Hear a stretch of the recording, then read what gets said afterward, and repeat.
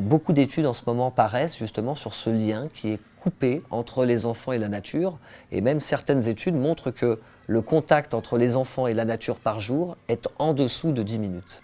Donc du coup, on a complètement coupé nos enfants citadins des racines, de la terre, de la nature qui les entoure. Et ça, c'est vraiment un objectif essentiel, c'est de recréer ce lien.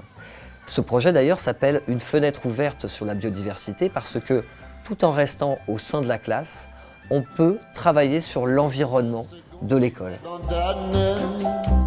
À la caresse du printemps et dans la ruche tourbillonne, prêtes à prendre leur élan. Bzz, bzz, bzz, bzz, bzz. Les abeilles se posant par cent et par mille.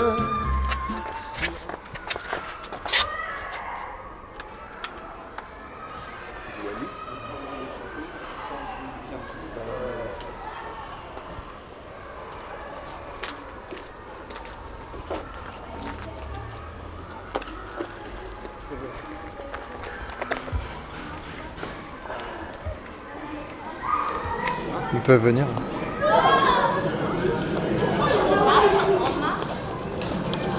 Tous. Assez.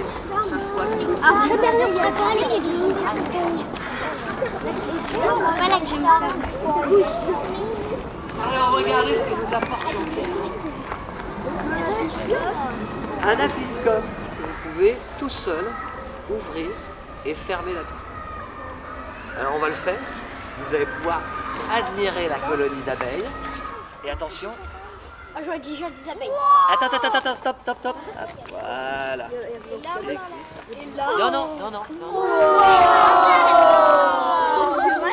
n'y a pas beaucoup d'abeilles. Elle est là. Ah non. Attends, elle est notée normalement. Alors comment elle est notée? Qui a sa tête dans le trou. Qui est où? Non, pas sur l'abdomen. Sur le thorax. Sur le thorax, exactement. Alors peut-être vous pouvez demander à Jean-Pierre de quelle couleur est le point sur le thorax. Blanc. Moi j'ai vu l'abeille. J'ai vu là. Oui, elle est là.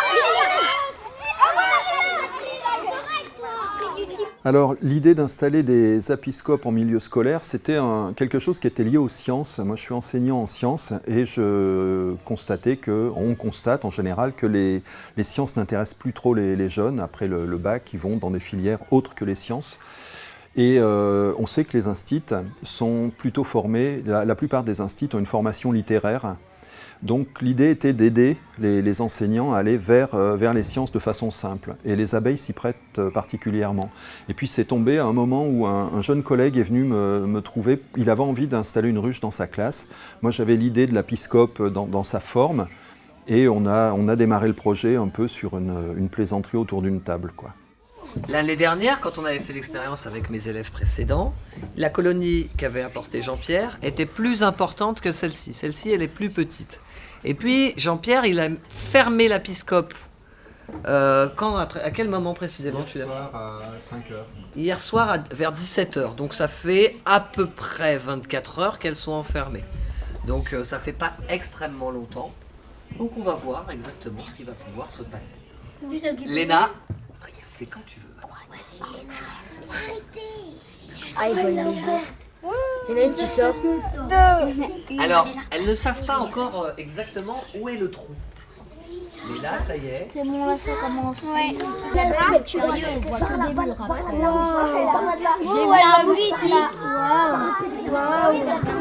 Alors, une fenêtre ouverte sur la biodiversité, c'était l'idée que les premiers apiscopes avaient des portes, des volets qui s'ouvraient, donc ça s'ouvrait comme une fenêtre. Et puis, quand on regarde dans l'apiscope, quelque part, on regarde dehors. Parce que ce qui se passe dans l'apiscope, c'est le reflet de ce qui se passe dehors. Et on voit les abeilles qui ramènent du pollen. Et on va avoir une mosaïque multicolore qui rendra compte de la biodiversité végétale environnante.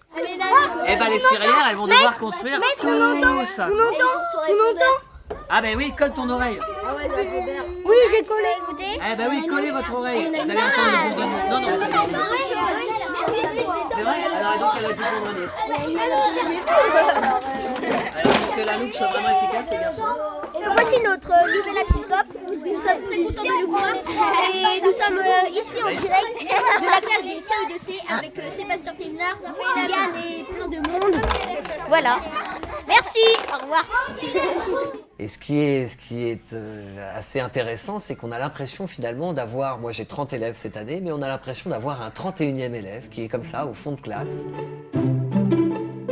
Alors là, on est sur la dernière génération d'apiscopes.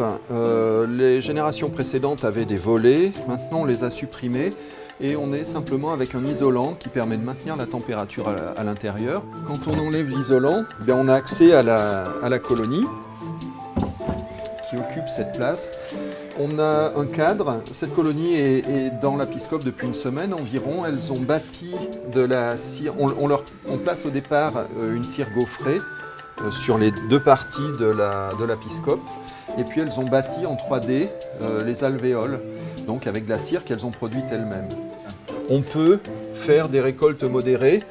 Ici, on a fixé des couvercles de pots de miel à l'envers, fixés à l'envers sur le haut de l'épiscope. Il y a un trou à l'intérieur qui communique avec la partie où il y a les abeilles.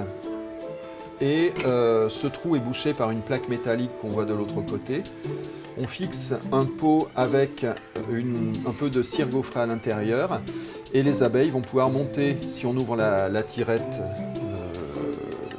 de ce trou, elles vont pouvoir monter dans le pot, bâtir ici et stocker du miel. Donc la vitre qui nous sépare des abeilles, c'est du verre feuilleté. Donc avec une couche de verre, une couche de plastique, une couche de verre. Et si on donne un coup de marteau dans la vitre, on va casser la vitre, mais la vitre va rester en place. Donc ça, c'est un point important de la sécurité. L'ensemble est boulonné sur une table qui a été faite ici par les employés municipaux spécifiquement pour l'installation dans la classe. Pour nous, c'est important que les gens comprennent que l'abeille, c'est un maillon de l'écosystème et ça n'est pas qu'une machine à faire du miel. Donc, dans l'épiscope, on peut récolter un peu de miel pour le goûter. Il n'est pas question de faire de grosses récoltes. L'épiscope n'est pas fait pour ça. Mais on peut goûter et c'est intéressant d'avoir aussi une approche organoleptique de la biodiversité, c'est-à-dire par le goût. C'est intéressant aussi parce que ça fait un chemin de mémoire qui est différent et c'est pas inintéressant d'aller vers cette approche-là, à mon avis. Donc sur ce projet, la démarche d'investigation est extrêmement importante. C'est le point de départ du travail qui est fait sur l'épiscope. L'épiscope est vraiment un outil, c'est une boîte à poser des questions et c'est une boîte à poser des questions avec de l'affection. L'affection va des élèves vers les abeilles, probablement pas dans l'autre sens. Mais ce n'est pas inintéressant que ce soit univoque, que ce soit que dans un seul sens, parce que tout ce qui nous lie à l'environnement doit être fait sans attente de retour, forcément. Donc c'est l'intérêt des abeilles par rapport à ça, par rapport à un élevage, un lapin, un cochon d'Inde, dans une classe, des hamsters, il y a une interaction affectueuse de l'animal vers l'homme. Avec l'abeille, il n'y a pas ça, mais il y a un fort côté affectif des enfants, des enseignants vers les abeilles. Donc la démarche d'investigation, elle est vraiment le fil conducteur de la démarche que l'on va mettre en place dans la classe tout au long de l'année. On essaye de créer chez ces enfants une véritable conscience scientifique en passant par les différentes étapes qu'un chercheur, qu'un scientifique peut avoir au sein d'un laboratoire. Donc on essaye vraiment de passer par l'observation tout d'abord, par l'émission d'hypothèses, et puis on va par l'observation essayer de valider ou de ne pas valider les hypothèses qu'on aura émises. Je donne un exemple concret, par exemple, si on parle de la pondaison de la reine, eh bien on va essayer d'anticiper sur sa pondaison. Combien est-ce qu'elle va pondre plus d'œufs au mois de mai qu'au mois d'avril? Est-ce qu'elle va en pondre moins? Et ensuite, par nos observations, par exemple le comptage des abeilles, on va pouvoir valider nos hypothèses ou pas, si on se rend compte que ce n'est pas exact. Et à la fin, quand vous avez terminé le calcul, vous comparez vos trois résultats pour voir si la somme est la même. Si la somme est la même, à ce moment-là, on valide et on l'écrit sur le tableau, d'accord? Et justement, à travers ce projet-là, ça permet de garder cette curiosité intacte sur le monde, de se poser des questions, d'essayer de trouver des réponses. Et donc, l'Apiscope, pour ça, est vraiment un outil idéal pour permettre aux enfants de rester curieux sur le monde qui les entoure. Alors, au départ, on était parti sur les sciences. Et puis, on s'est rendu compte qu'on pouvait faire plein de choses avec. On peut faire pratiquement couvrir toutes les activités qu'on voit en classe. Quand on pense abeilles, on pense biologie, SVT. Et là, on peut faire des maths, de la physique, de la chimie. On peut faire bien sûr du français, parce que quand on observe les abeilles, il faut noter ce qu'on a observé si on veut s'en souvenir. On peut faire des photos pour avoir la trace de ce qu'on a observé. Il faut se mettre d'accord sur ce qu'on a observé, c'est pas toujours évident. Une danse en 8 par exemple, il y a des enfants qui vont voir simplement une abeille qui tourne en rond, d'autres qui vont voir le 8. Alors il y a cette confrontation qui est intéressante parce que c'est l'écoute de l'autre, le vivre ensemble. Les champs sont très très ouverts en fait. Le cœur de ce projet, c'est ce qu'on appelle la pédagogie de projet, c'est-à-dire que c'est un projet qui va nous emmener tout au long de l'année, qui va nous permettre de travailler non seulement sur les sciences, mais également de travailler sur tous les autres domaines. Par exemple, en français, lorsqu'on produit des textes en vue de préparer le Forum des sciences, eh bien les enfants sont vraiment dans la production d'écrits. On va avoir également des mathématiques avec le comptage d'abeilles. Ça m'a permis par exemple cette année de commencer à la construction du nombre en travaillant sur les paquets de 10 abeilles, puis les paquets de 100 abeilles, puis les paquets de 1000 abeilles. Donc on a construit petit à petit le nombre au travers des abeilles. On a construit également les techniques opératoires à travers ce projet, puisqu'on a travaillé sur l'addition. Pourquoi est-ce qu'on a introduit l'addition en classe? Parce qu'on en avait besoin au moment du comptage. Donc on a commencé à le travailler à ce moment-là. Sur la soustraction aussi, puisqu'on avait différentes observations, septembre, octobre, novembre et décembre, on avait le nombre d'abeilles pour chacun de ces mois-là, et on essayait de voir si justement il y avait des variations entre les mois. Et pour étudier justement les variations, on s'est servi de la soustraction pour voir si la colonie déclinait et de combien d'abeilles elle déclinait ou elle augmentait. Mais on associe également l'art plastique, puisque on travaille sur des abeilles qu'on a fabriquées à partir de rouleaux de papier toilette. Donc ça permet vraiment de donner du sens aux apprentissages et aux élèves, notamment les élèves les plus en difficulté, de comprendre pourquoi est-ce qu'ils ont besoin d'apprendre telle ou telle chose au sein de la classe.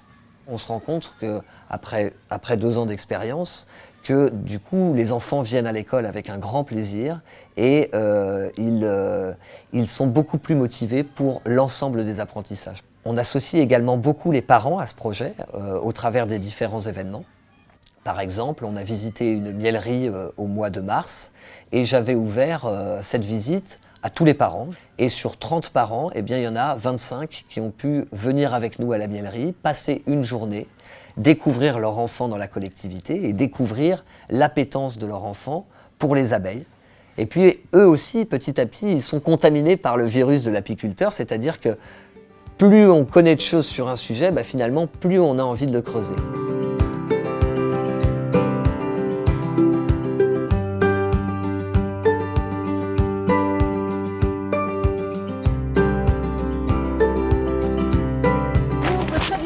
Super, on est ravis d'être là. On a une chance d'avoir ce temps. On va passer une super journée.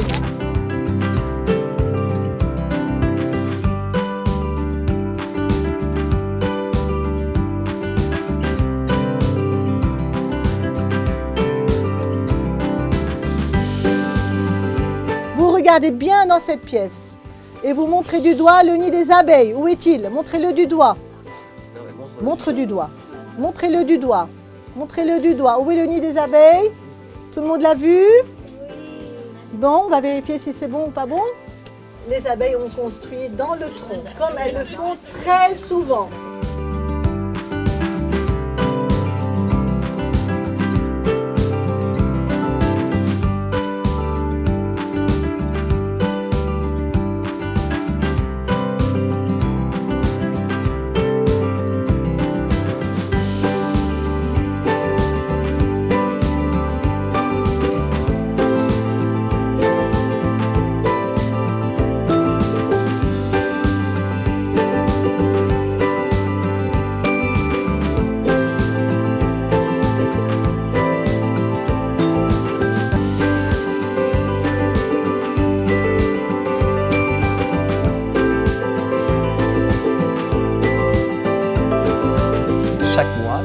le soir prendre en photo les abeilles, eh bien, il y a 3 ou 4 familles qui sont associées à cette séance photo et qui viennent pendant 1 heure, 1 heure et demie le soir. Donc c'est en général à 20 h lorsque toutes les butineuses sont rentrées à l'intérieur de l'apiscope.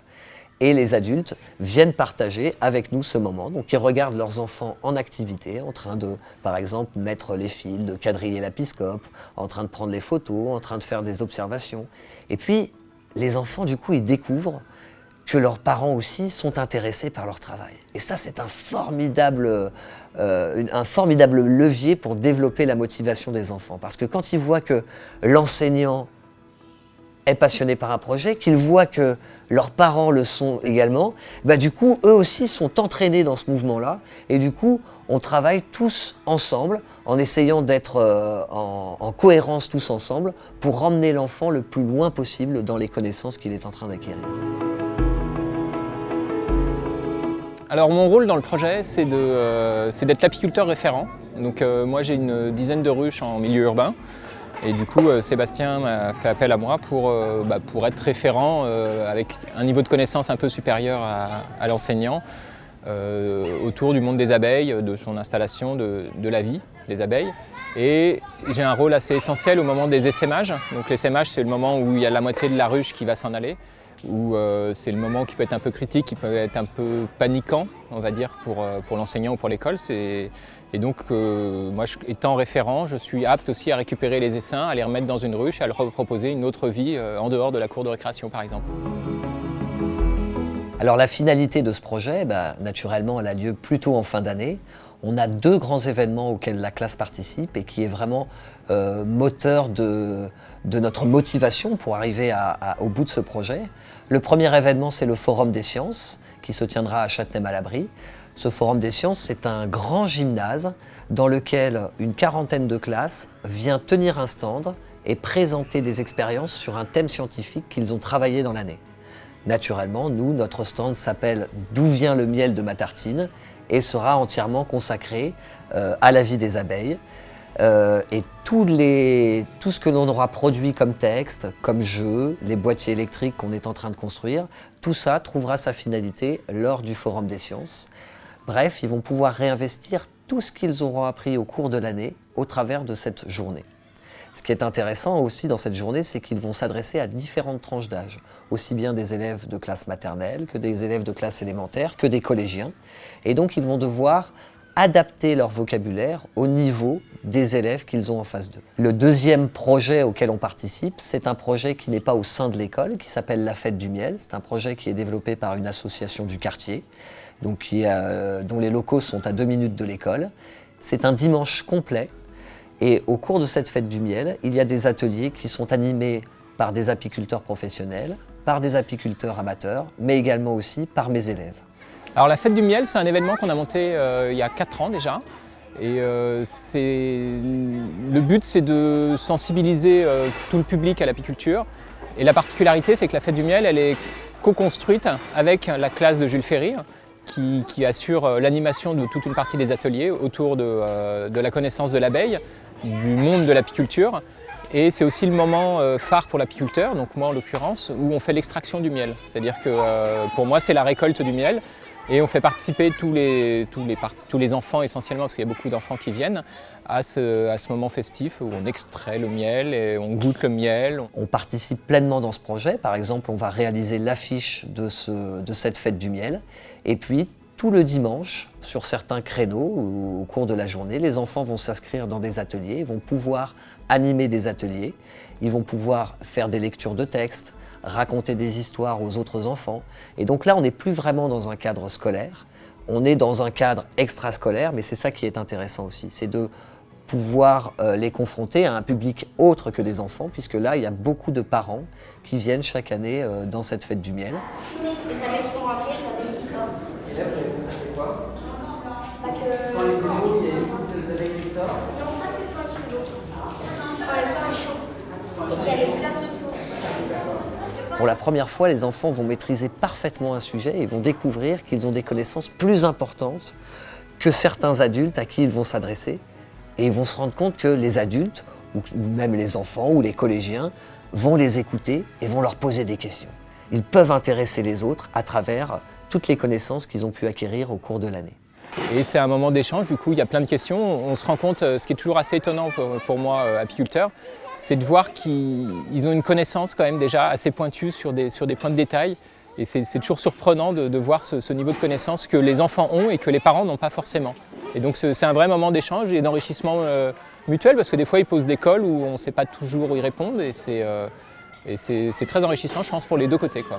Eh bien, les enfants sont en quelque sorte le vecteur de cette envie de changer en quelque sorte un peu nos mentalités sur le monde, de changer aussi nos gestes au quotidien. Et les enfants sont le vecteur de ce changement.